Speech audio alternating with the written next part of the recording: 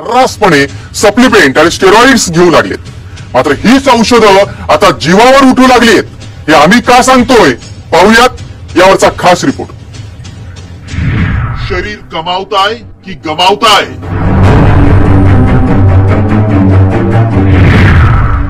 मेफेटरमाइन sulphate आणि steroid मुळे हृदयविकाराचा धोका।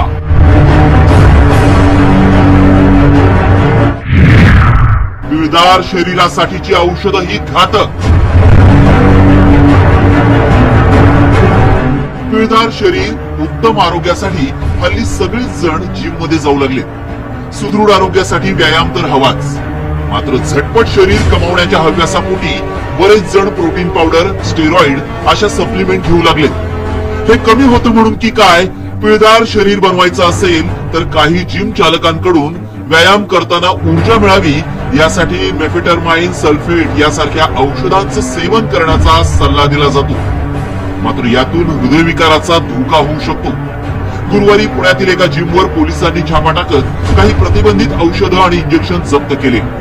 यातूनच तरुणाईला अशा घातक औषधांचं किती वेळ लागलंय हे दिसून येतं। मेफेटरमाइन औषधांच्या अतिसेवनानं हृदयविकाराचा झटका येऊ शकतो।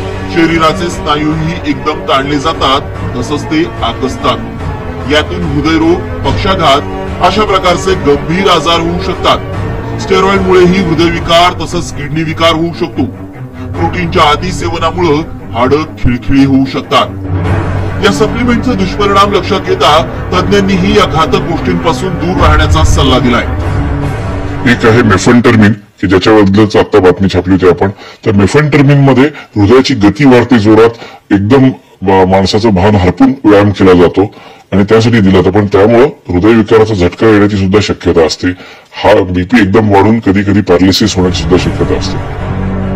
गेल्या काही दिवसात प्रोटीनच्या अतिरिक्त सेवनामुळे तसंच स्टेरॉइडमुळे तरुणांचा बळी गेल्याच्या घटना सातत्यानं समोर येत आहेत। मात्र यातून ना तरुणाईनं धडा घेतला ना जिम चालकांनी। त्यामुळे आता प्रशासनालाच कठोर पावलं उचलावी लागतील, अन्यथा पिळदार शरीरयष्टी कमवण्याच्या नादापायी एक अख्खी पिढीच बर्बाद होईल। रिपोर्ट साम टीव्ही न्यूज।